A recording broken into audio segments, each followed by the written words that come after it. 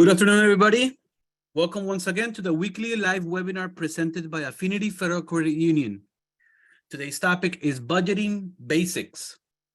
It's a great topic for us to learn from, since budgeting or managing a budget, creating a budget, constitutes the beginning or the basics, the foundation of having being able to manage our finances and the money coming in and going out.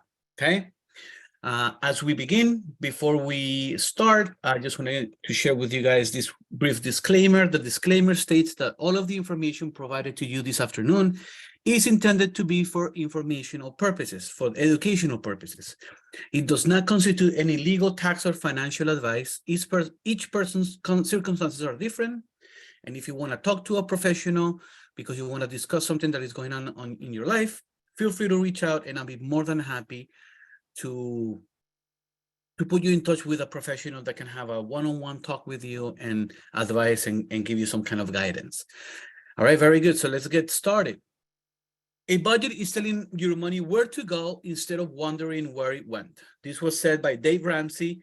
He's a finance personality, radio host, author, and businessman. And this is very true. A budget is telling, let's start by kind of like really defining what it says here. A budget is telling your money where to go. All right. So the first part, many people in the US live paycheck to paycheck.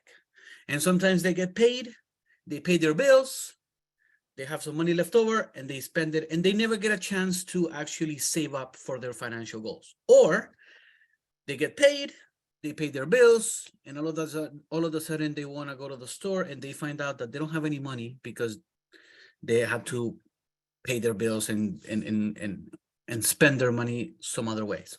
So they're placing a budget or creating a budget is going to give us better control of what we of our income or the money coming in, and then our expenses, the money going out. The second part of this quote says, instead of wondering where it went. So as I mentioned before, many people don't have a budget. They don't even know what a budget is. And so they live paycheck to paycheck. And sometimes they wonder, where's my money, right? Well, I just got paid. Where did the money go? And that's because perhaps they need better management, or they need to get better organized with their finances. Okay. So first, let's start by defining what a budget is. So a budget is a spending plan that helps you control your expenses. It helps you figure out how much you can spend or save. All right, excellent. How do you make a budget? All right, so you want to figure out how much you spend. So you want to sit down, you want to find out how much is money going out of your budget or your expenses, right? And this is not only your bill payments. You want to sit down and you want to make a list of all of those payments or bill payments that you need to make. But you also want to take into account purchases that you make that are not bill payments. For example, you go to food shopping, or you go to the mall, you go to the store, you go out for dinner. All of those transactions are expenses, and you should create a list of everything that you spend on a monthly basis. So why every month? Well, the reason is because many, or not many, almost 100% of all of our payments are paid on a monthly basis. Your mortgage, your rent, a credit card payment, a loan payment, insurance, you name it. Most payments are done on a monthly basis. The only one that I can think of that does not happen every month, but every 3 months will be kind of like taxes. If you own a piece of real estate and you're not escrowing the taxes, you're not paying the taxes through your monthly bill because you already own it, then you need to pay taxes quarterly. And I think that will be the only instance that comes to mind where you will have to pay something every 3 months and not every month, right? And once you get this list of all of your expenses that you've made during the month, now you want to go and create the same list of all of your income. So income, the most common source of income is your employment, of course, but there's other sources of income, such as child support, Social Security, if you have an annuity that you're getting payments from, I don't know. There's some other sources of income, money that you know you're earning, or comes in into your budget every month. So you want to sit down and you want to also make this list and figure out how much that is your money coming in. Okay, then you want to compare these two amounts, and if you're earning more than what you're spending, that means that you're in a good place, because that means that you're covering all of your expenses, right? And hopefully you'll have a little bit left over at the end to save towards your financial goals, right? But if you are spending more than what you're earning, then there is an issue, because you are what is called over budget. And that means that you will need to make changes to your lifestyle or the things that you're currently paying to make sure that your amount of expenses is under the amount that you earn. Okay. Now, many of you may ask yourselves, how can somebody spend more than what they earn? And one way that someone can do that is through credit. So if you have a credit card, as you guys know, when you buy something with credit, you buy something now with the promise of paying it back later. And if you're buying something, that may increase or inflate that amount in your expenses. But since you haven't made any payments towards that item that you purchased, your income will always stay the same. I mean, there's no way you can inflate your income, but there are multiple ways where you can inflate your expenses, right? And buying a lot of stuff on credit could be the excellent recipe for you to get in debt and start making payments on interest payments to credit card companies and banks or credit unions, right? So we want to avoid being in that situation. Also, when you're making that list of expenses, you want to determine if they're fixed or variable. A fixed expense is an expense that does not change from one month to the next, and a variable expense does. So I'm going to give you guys a little list of which one is which. Lastly, you want to continue to monitor and track your expenses. Creating a budget is not a 1 month kind of thing.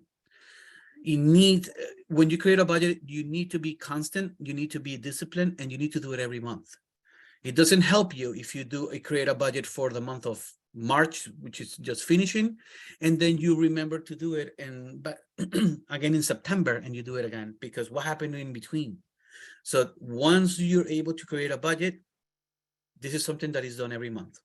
At the beginning, I'm not gonna lie, it's gonna take a little practice. You're gonna have to be patient with yourself, and it's gonna take a little discipline. But once everything's set up, and you're handling your budget, you know exactly how the money coming in and going out, it's going to be very easy to track your expenses to make sure that you are in line with your financial goals. Okay. All right. So how do you track your spending? So there's different ways that you can do it. There's still people old school like me that keep a notebook. And people will, or people like me will just write down everything that I spend. Every expense, I write it down, and I keep a register. Like kind of like back in the day, I don't know if you guys remember, checking accounts used to come with registers. I don't have a register that small, but I do have a notebook where I like to write down every expense. Now, every time we go to the store or to the mall, or we make any purchase, 9.5 out of 10 times we will receive a receipt. And it's a good habit to get into, to take pictures of these receipts. What do we do with the receipts that we receive now? We put them in our pocket, we put them in our wallet, or in the pocketbook. Sometimes we go to the laundry. The receipts were in the pants you had that on that day, and you lose the information of the purchase. Now, when you get your bank statement, you'll get it there. But if we want to maintain a running total and not wait until the end of the month for the statement, we want to get into the habit of taking pictures. And then once you do that, you can just toss the receipt and not worry about carrying clutter. Some of you may ask, what about if I need to return something, or something I bought a sweater and it didn't fit, so I need to exchange it? I've been taking pictures of receipts for the last, when I say maybe 4 or 5 years, and not once I've gone to the store to return something and they've told me that I need to bring the original receipt. If you have a picture, you should, most of the times the receipts will have some kind of like barcode or QR code that the person at the register can scan, and they'll be able to pull out the transaction. So not having the original receipt doesn't constitute the fact that you're pretty much giving up your right to exchange or return something. Okay. For those of you who are computer savvy or are very good with Microsoft Office, you guys can create something, a sheet in Excel, where you can actually input your expenses and your income. You can create formulas, so the sheet will actually compute how much money you have left over during the month, how much can you spend. And finally, you can use phone apps. Technology has come a long way for us. And now for those of you who are always on the go, there's certain phone applications such as Mint, Good Budget, Envelopes, or YNAB that will allow you to track your expenses or create a budget. Some of these applications, there's a minimal fee for them. Some of them are free. So you guys are more than welcome to do your own research. But these are apps that will help you track expenses and create a budget on your phone, on the go. All right, so there's different kinds of budgets out there, and not all kinds of budgets apply for everybody. So I'll start with the first one here. The zero-based budget means that your income minus your expenses equals zero. So that means that at the end of the month, everything you earn, you're giving it a purpose. It's not like you're gonna put 20 bucks in your pocket just so you can carry some money, but there's no reason for you, right? For the money to be in your pocket, right? So with the zero-based budget, if you earn $3,000 a month and your expenses equal out to be $2,500, the extra $500 a month, you're gonna put it in a savings account or an emergency fund. So you're giving every dollar a purpose. You're giving every dollar a job, right? The pay yourself first budget is kind of like a budget where you focus primarily on savings. So every time you get paid, even before you think about paying bills or doing anything, what you do is you specify a small amount, whatever you can afford, and you're going to put it in a savings account. And that's going to be your savings towards your financial goals. After that, you pay your bills. And of course, you're going to pay different kinds of bills throughout the month. And then at the end of that pay period, if there's anything left over, that will be the money that you will spend on your discretionary spending. What's great about this budget, that pay yourself first budget, is that when you go to the store and you're gonna buy something, you can do it with an easier mind. You know what I mean? You can do it rest assured that you're not shortchanging yourself, because guess what? Even before you pay your bills, you had already put an amount away for your savings account. So that means that you don't have to have that internal struggle, mental struggle, where you can ask yourself, you know what, should I really buy this? Or I think the money could have been saved instead. Since you already took care of your savings, you don't have to worry about that anymore. Next, the envelope system budget, which is kind of like similar to the zero base, but using cash and actual envelopes. So this kind of budget could work for people that get paid cash, right? But it's not very practical for many of us who are on the go, on the phone. A lot of people don't carry cash anymore. A lot of people like to carry their credit cards or debit cards. They can check their accounts online or on their phone, and they pay their bills online. So the management of actual cash has decreased in the last not couple of years, not last decade, when all of these different technologies came out that make our lives easier using technology, right? But it's pretty much the same concept. So your income equals zero. So what you would do is you would get different envelopes and give the envelope a different purpose. So say, for example, you have an envelope for credit cards and loan payments, another one for rent, another one for utilities. And as the month progresses, you will put cash in there. And then when you were ready to make the payment, you would do it, right? Again, not very practical for a lot of people. Next, the 50-30-20 budget. And this budget kind of like you are breaking down your expenses into three categories. So 50 means 50%. So half of what you make, you're going to put it for necessary expenses. So those are the expenses such as food, rent, of course, we need a roof over our heads.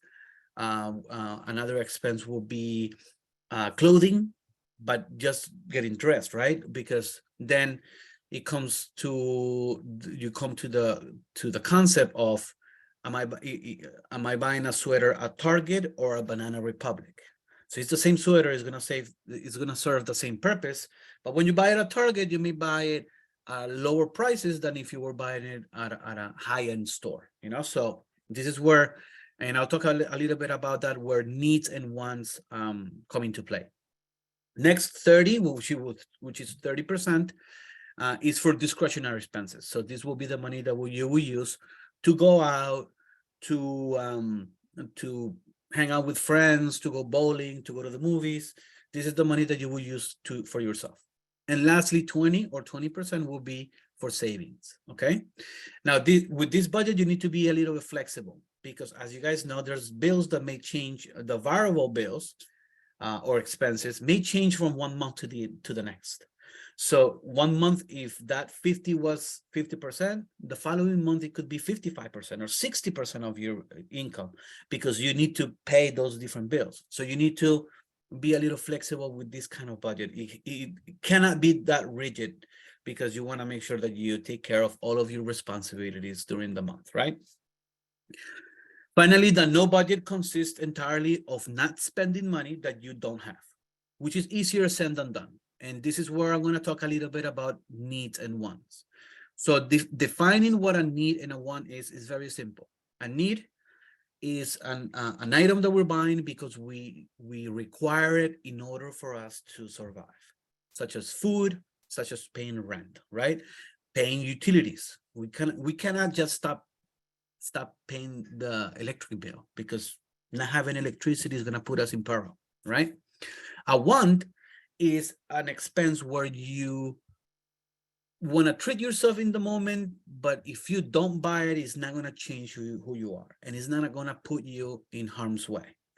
So it is a good habit to get into, that whenever we're at the store and we're about to buy something, we want to ask ourselves, is this a need or is this a want? If it's a need, by all means, go ahead and buy it. But if it's a want, now we have a decision to make. Do I really want this item, or can I wait and save the money I'm going to be spending in this item, save it in my savings account, and have it go towards something that I really, really want to accomplish, right? When we ask that question, we become better consumers, and we will be able, we will not be doing any, it's called emotional driven purchasing, or instinct purchasing, right? So kind of like when you see something that you really want, you really like, you want to buy it and you want to have it. But when we stop and we ask ourselves these questions, we're going to start seeing that there may be times where you don't really need to buy the item at the moment. Okay. All right. So I mentioned fixed and variable expenses. So I created a little list here for all of you of what different expenses could be part of your budget. This may or may not apply to you at this moment. But fixed expenses, as I mentioned before, are expenses that do not change from 1 month to the next. So usually your rent or your mortgage does not change. Utilities. Some utilities are fixed, others are variable. So utilities such as your cell phone bill or your cable bill usually are the same every month, okay? Transportation, your car payment is always fixed, or mass transit. So mass transit, that expense becomes fixed when you buy the monthly pass that allows you to have like unlimited rides on the train or bus. If you buy the monthly pass, then it becomes a fixed expense, because you will be paying the same amount every month, right? Credit card and loan payments, if you have personal loans, usually those payments are fixed. Credit cards, they may change. They may be fixed or variable. So depending on usage, your payment may change. But if you are on a payment plan with your credit card company, or you have told your credit card company that you want to start making payments towards your credit card on a fixed payment plan, then that expense will be the same amount every month. Child care, child support payments are always fixed. Insurance payments, auto, home, and rental, they're also fixed payments. Short and long-term goals. So when you set yourself up, you set goals for yourself, you should consider these fixed expenses, even though the money is going into your savings account and you're going to be using it towards something you want to purchase. For budget purposes, it is an expense because it's money going out. It's money that you cannot use, money that you shouldn't be budgeting to be able to use it. So short and long-term goals are also part of the fixed expenses. And lastly, any additional recurring monthly expense, such as subscription. A brief example would be Netflix or Hulu, HBO Plus, Paramount. Usually those subscriptions have a fixed payment month after month. A membership, the most common one that comes to mind will be a gym membership. And a gym membership will also have a fixed amount month after month. Now, for variable expenses, these are the ones that are harder to budget for because they may change from one month to the next. Food, as you guys know, if you guys go to BJ's or Costco, you guys may be buying pasta for 3 months worth because you're buying in bulk. So if you have pasta from the previous month, then you don't need to buy it the following month, right? So food is definitely an expense that varies. Utilities such as electric, gas, and water always vary. Almost never, I don't think I've ever seen an electric bill that has been exactly the same amount as the month before. These utilities are based on usage. So the more you use it, the more you pay, right? So they're going to be a little different month after month. Transportation, if you decide not to buy the monthly pass, but just pay as you go, then that becomes a variable expense because their months have different amount of days, working days. You may be forced to use the train or bus more times in 1 month than the next. So when you don't have that unlimited ability to use the public transportation, then this expense becomes a variable expense. Clothing and personal grooming. I'm sure that you guys don't buy exactly the same clothes month after month. So that's definitely going to change. Gas, parking, or tolls. Gas, depending on how much you drive, and also depends on the price of gas. It may be different, right? Medical bills.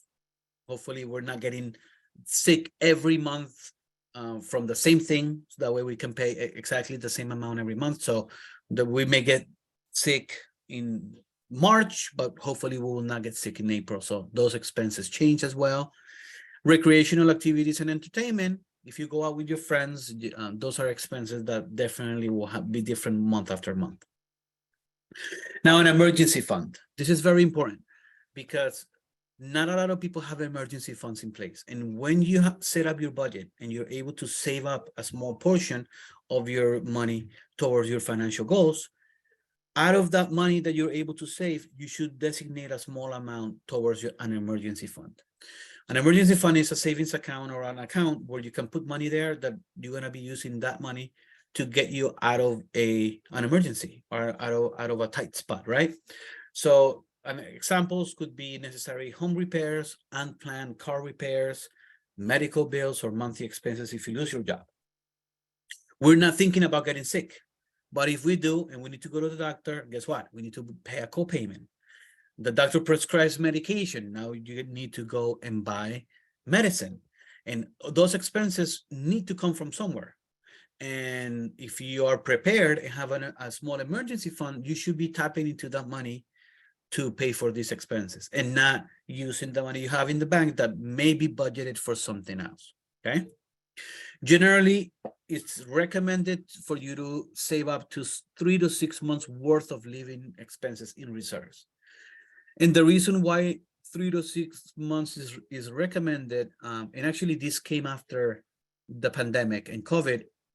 It was because during COVID and during the pandemic, a lot of businesses closed down.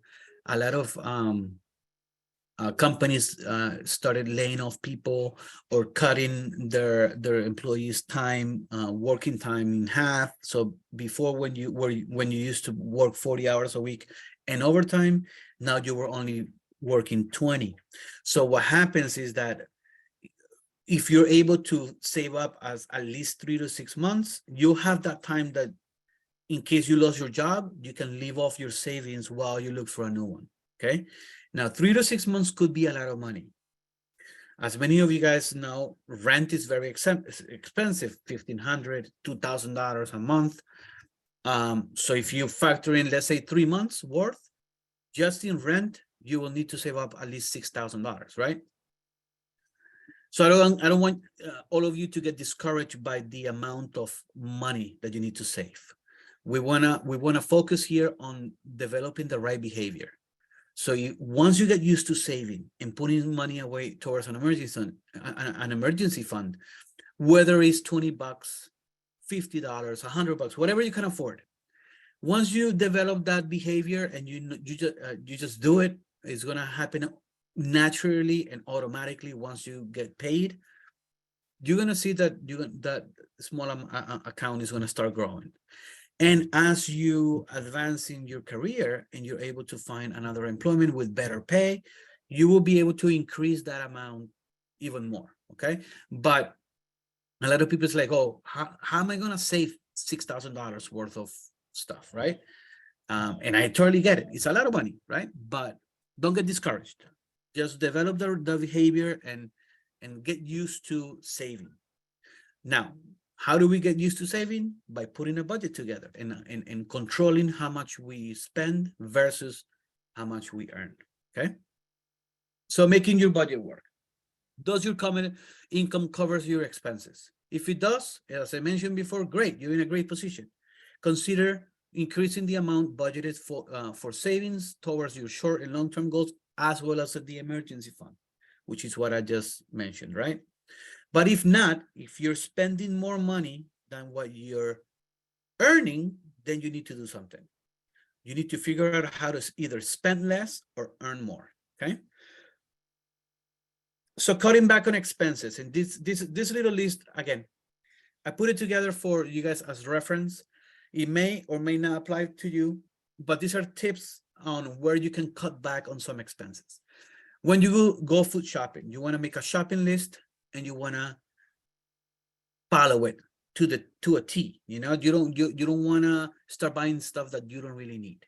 So making a shopping list is a very effective tool for you to just cut back on the expenses of food. Also, someone a long time ago told me that you shouldn't go food shopping on an empty stomach. Try to go food shopping after having dinner or after having lunch.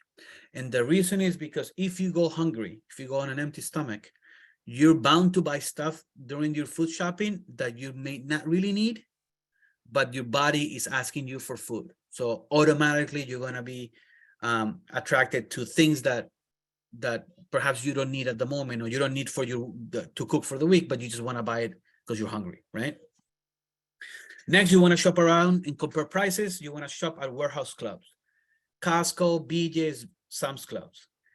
I know that when you go to those clubs, you may be spending a little extra, but those clubs, you're buying in bulk. So say, for example, you buy toothpaste at BJ's, and the pack comes with 5 different toothpaste tubes, and it costs you $10, for example.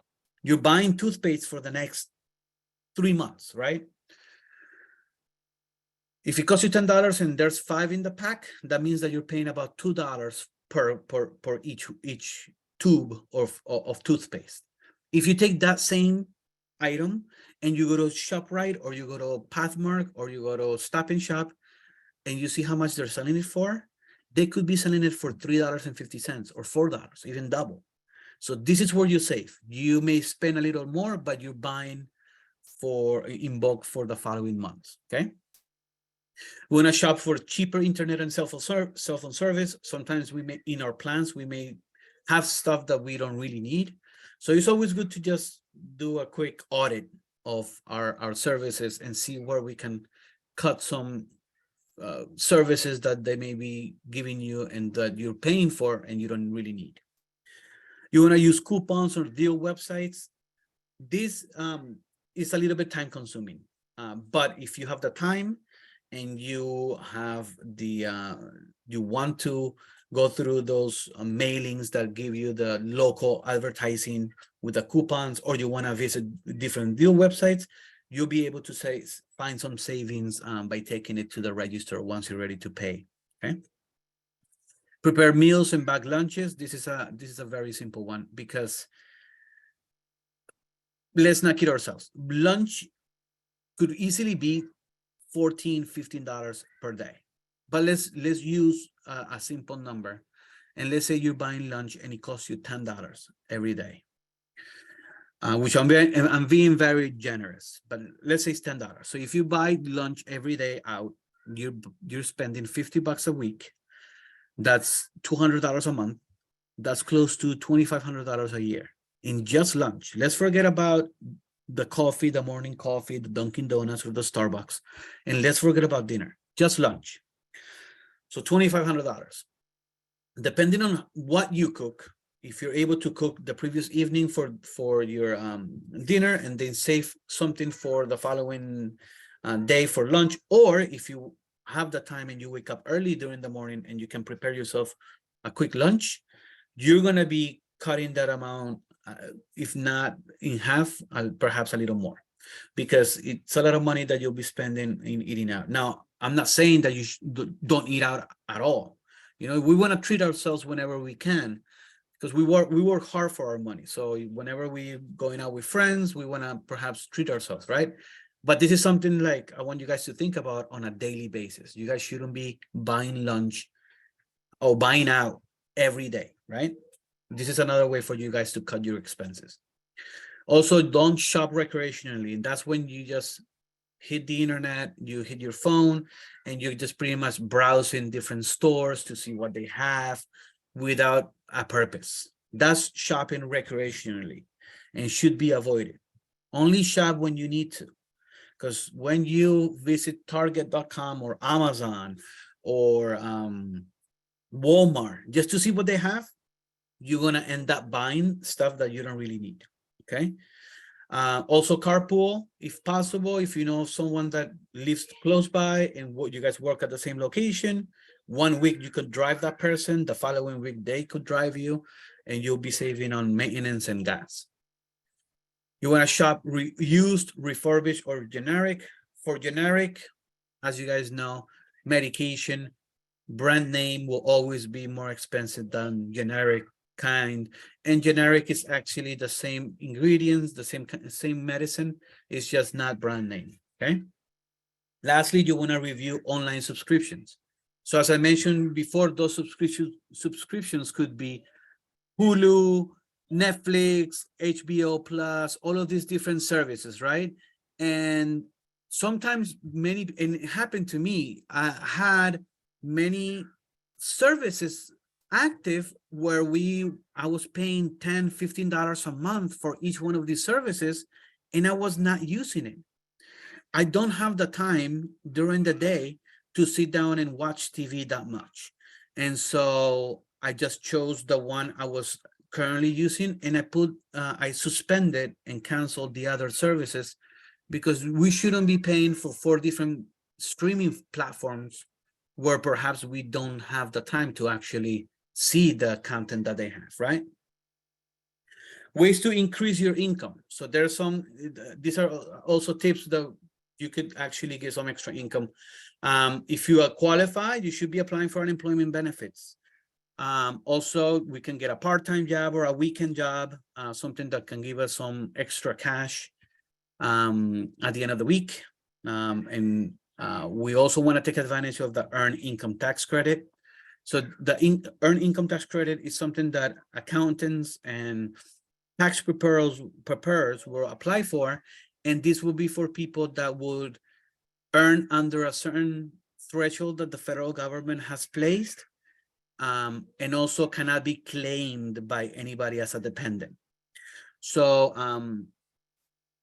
I'm not really sure what that threshold is. It changes every year, but it's always good to ask your tax preparer or your accountant if you could qualify for this credit.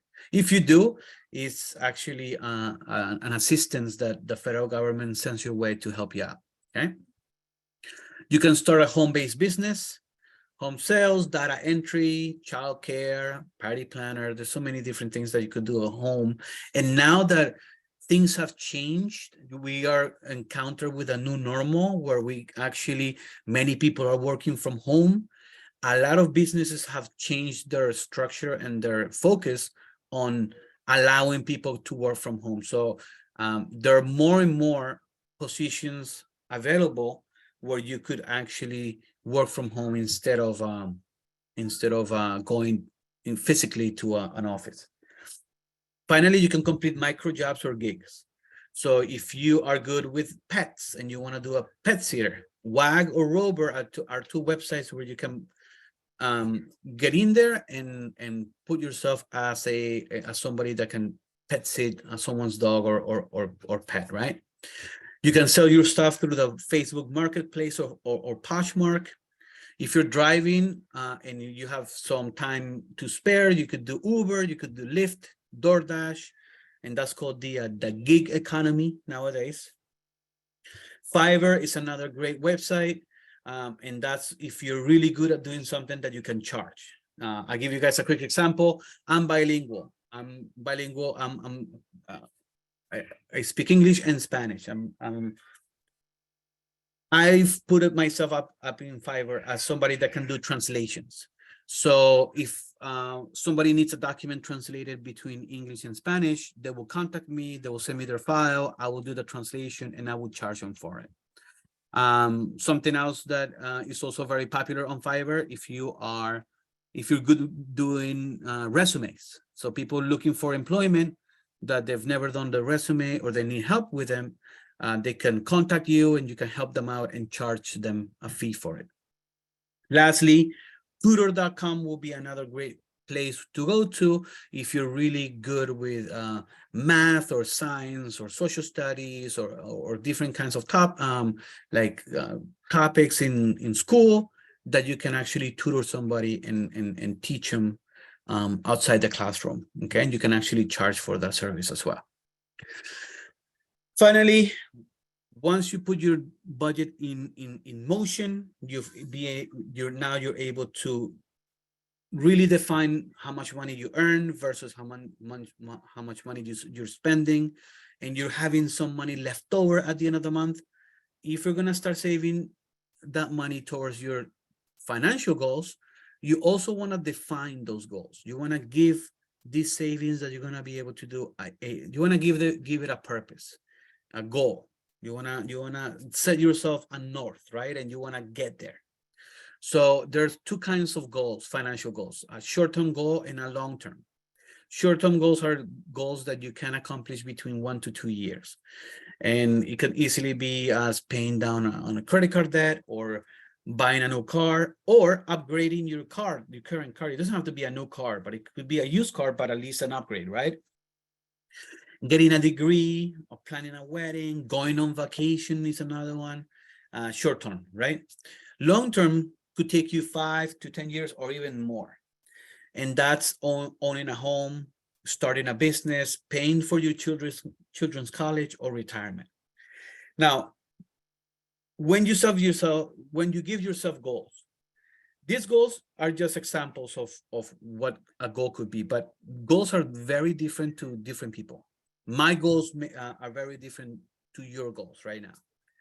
But when you're able to actually give it some purpose to your savings, and you start seeing that your savings account starts to grow, you're gonna feel, and it happens to everybody, psychologically, you're gonna feel great. The fact that you've saved up $500 that you've never saved up before, and that's going to lead to more savings. That's going to boost your confidence, and it's going to enhance you wanting to save even more. So as a closing note, creating a budget, up until my 30s, I never had a budget. And when I started doing this. I started teaching financial topics, and I started to understand what a budget is. And I finally did one for myself. I can now feel better, and I'm in a better financial position than I was when I was in my late 20s or early 30s. So I really recommend it for everybody. Also, if you guys have any questions, I'm always available. At this point, this concludes my presentation. So I would like to open up the floor for any questions that any one of you may have. I feel confident that I'll have the answer for you. But if I don't, I promise that I will find the answer for you and get back to you. Also, don't forget this webinar is being recorded, and you guys will receive the recording link in a follow-up email that I'll be sending in the next half hour, thanking you for attending. And then also in that email, you guys can also get answer back to me and reach me if you guys need anything that you guys want to discuss. Okay. With that said, let me just take a look to see if there's any questions being asked. There is one. Actually, it's not a question. It is a comment. Thank you so much, Oscar. Thank you. Thank all. I want to thank you guys for making the time to be here to learn about these different topics. I know that many of you may already know this and need a refresher. Some of you perhaps never been exposed to making a budget, and now you guys have learned. That's the purpose of all of these webinars, to give you the tools to become better financially. Another comment. Thank you, Oscar. Thank you, guys. Okay. All right. There is a question here. The bills shopping saving is a struggle. Do you have more suggestions? Yeah. Another suggestion that actually came to my mind when I was talking about food shopping was that stores are laid out in a way that they want to attack you and make you buy stuff that you don't really need. For example, when you go to the register, you're gonna see that there's a whole bunch of magazines, books just laying there, and since you're just waiting to be served or for your turn, you tend to kind of like pick up a magazine and start reading it, and now you want to buy the magazine because you found it interesting. So these are different techniques that that stores have. Another technique that they have is to put the dairy stuff, eggs, cheese, milk, towards the back of the store. And very rarely you will go into any store and you will see the milk or eggs in the front of the store. And the reason why they do that is that usually milk or eggs is what people buy on a daily basis. And so they want to make you travel or cross the whole store all the way to the back so you can reach these items and be exposed to other items on your way there that you may not be there to buy, but you end up buying. So those different little tricks are things that you need to be aware of, and perhaps being just aware of them, next time you're at the store, you're gonna not buy those items that they want you to buy. Okay. Lastly, the other one that I want to mention with that regard is the position where everything is on the aisles. So if you are walking down the aisle at eye level, you will find the most expensive stuff. So say, for example, cereal. So you will find like the brand stuff at the eye level, which is kind of like where you would just turn and see it there and grab it. But if you look down, you will see the same cereal at cheaper prices, or the store brand a little lower. And the reason why they do that is because you want to get in and out as soon as possible, and you may not be interested in like really looking all the way down to almost the floor to see what kind of items are there. So also the placement of a lot of these at the food store, a lot of the different foods at eye level is meant for you to buy the more expensive stuff than the brand, the store brand, or the cheaper stuff. Okay. I hope that was helpful. All right, next question. How do you stay disciplined in keeping track of your budget? And that's a great question. Like I mentioned before, it takes time. I'm not going to tell you you're going to get this discipline from 1 month to the next, and it's going to be trial and error as well. You're gonna try to attempt to do your budget, and you're going to see that perhaps you forgot to add an expense, or forgot, or perhaps you find it very tedious to be taking pictures every time you buy something of the receipt, or perhaps you're not used to checking your bank statement. The bank statement, I forgot to mention, but the bank statement will have every transaction that you made the previous month. And some, perhaps you find it very time consuming and tedious for you to do that. But once you get into the habit of doing it, you will breeze through it. You will do it fairly quickly once you get used to it. It, like everything, it's getting used to doing something that perhaps you haven't done before. So how do you stay disciplined? That's how I do it. When I first started in my mid-30s and I started doing my budget, there were many months who I would tell my wife, you know what, forget this. I earn what I earn, and I pay my bills, and whatever is left over, I save or not save. But and something else very important: if you are living with somebody, if you were living with your significant other or your spouse, you want to also talk to them and get them involved, because if you guys have expenses in common, it's always good to create a budget between the two of you, instead of you trying to budget yourself and then the other person just going out and spending money.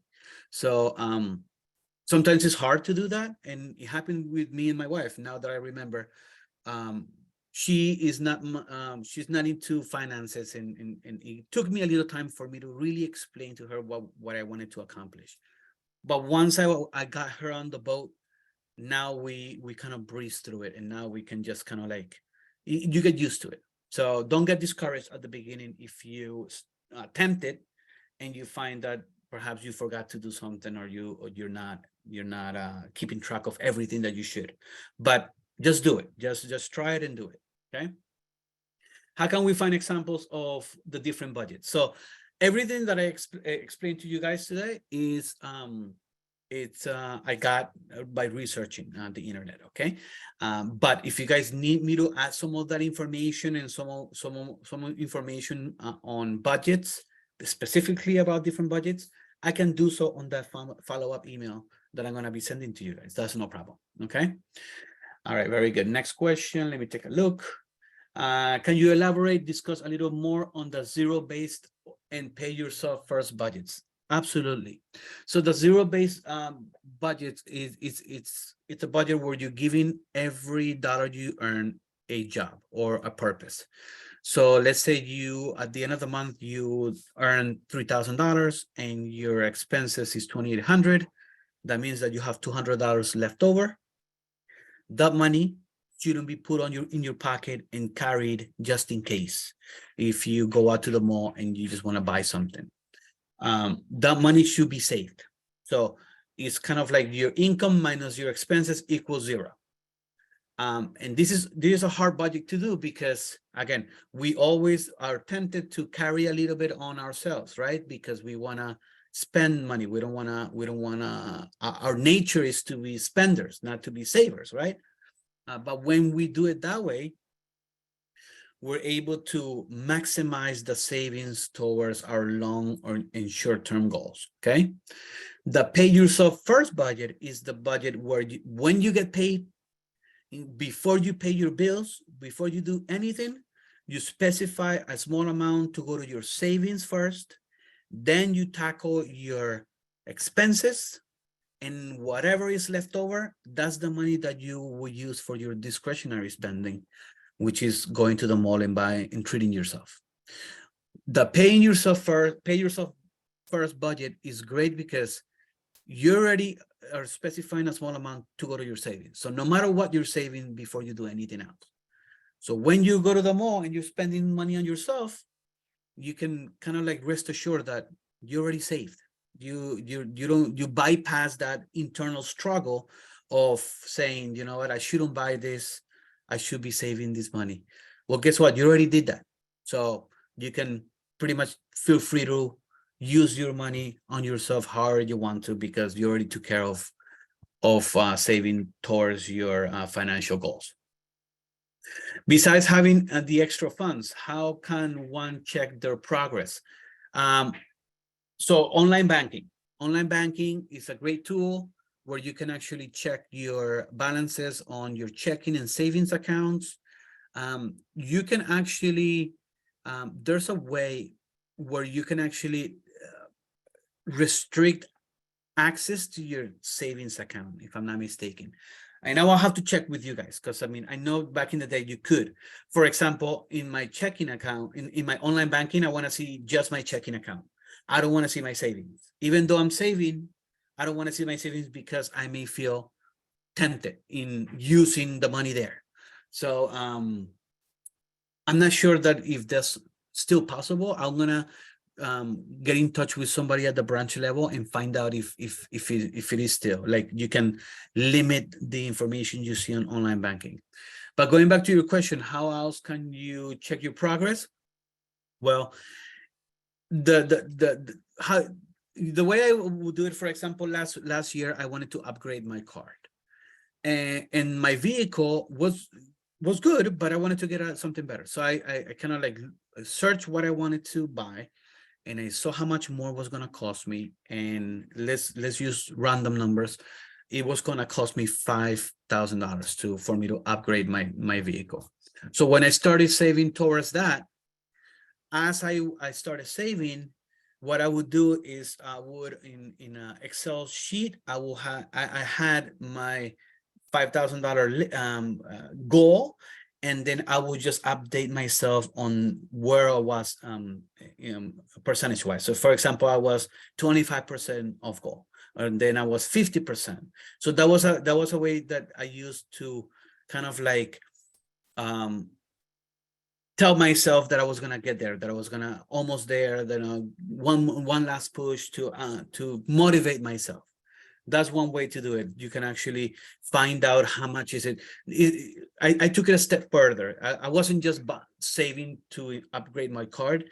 I took the step further to find out how much that was going to be, and how I could motivate myself to get there. Okay. How much emergency fund should a person have? Again, so that's up to you. So that it depends on your style of living. It is recommended to try to save up at least 3 months, from 3 to 6 months worth of living expenses. And the reason for that is because when the pandemic happens, a lot of companies closed their doors or laid off a lot of people, and now people needed to pay their mortgage, pay their utility bills and everything, and they didn't have any money. They never had an emergency fund. So now it's recommended for you to save up between 3 to 6 months, so you can leave off your savings while you look for a new employment.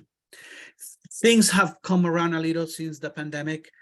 The economy has gotten a little better. Unemployment rate yields or rates have come down, so people are getting more employed, but we're still not at the levels that we were prior the pandemic. So that's how it is recommended.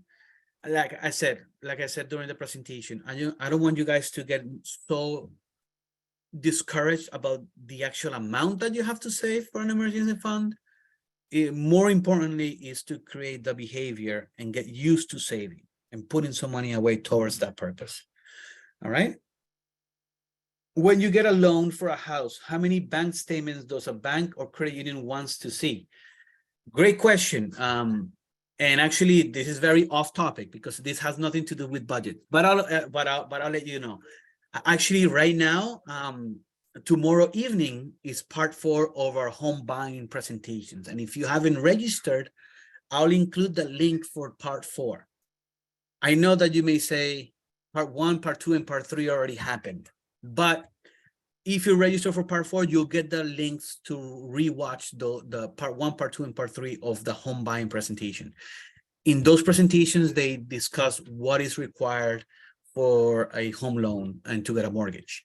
I don't want to tell you they need 3 banks worth or six statements or 3 statements or 2 statements, because unfortunately I don't work for the mortgage department. But I'm going to include that link so you can register for tomorrow's webinar. It will happen at 6 o'clock in the afternoon. Tomorrow's topic is going to be credit. So they're going to be talking about what a person needs to do to get their credit in shape in order to start the home buying process. And again, if you register for part 4, the follow-up email will have all of the recordings. So that way you can go back and check everything out. I apologize if I didn't answer your question, but I don't work for the mortgage department, so I don't want to mislead you or tell you wrong information. All right. Where can we find this recording? Excellent question. I'm going to be sending a follow-up email to all attendees in about half an hour. And I will include the link to for the presentation, as well as the link to register for next week's weekly webinar. Okay. Can you include this meeting recorded in the follow-up email? I may have missed the beginning of the meeting. Oh, fantastic. Yes, absolutely. The follow-up email will have the recording for the whole thing since we started. Thank you for your knowledge and support. No, thank you for being here. How much do you personally eat at home versus going out at a restaurant? Personally, thank you so much for asking. My wife cooks. She went for school. She went to school for cooking. She is not a chef, but she did take a lot of classes, and she loves to cook. So we do a lot of cooking at my house. We do go out, but we go out perhaps once a month, perhaps once every other week, or whenever there is a special occasion. But mostly we cook at home. Now I'm working from home as well, so I get to help her out, and we don't spend as much as we used to before in going out and eating out. Okay, as I said, the whole point of eating out is not that you shouldn't do it at all.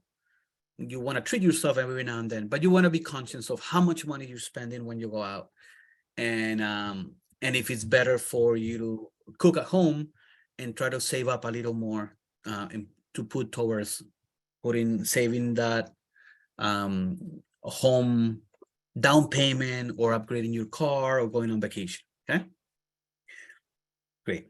Will these webinars continue in the future, or was this just the month of March? No, actually these webinars, the weekly webinar, I hold once a week, and it started back when in the pandemic, and I've been doing it every week since then. I think the only weeks I don't do a webinar is the week of Christmas and New Year, and the week of Thanksgiving. Those are the only 2 instances throughout the year that I don't do webinars. Now, sometimes the topics may vary, right? So this week was budgets. Last week was identity theft prevention, and the previous week was estate planning. So I try to like give you guys different topics. I know that if you guys like these webinars, you guys should attend because they're free, and it just takes about an hour of your time, and you learn something new.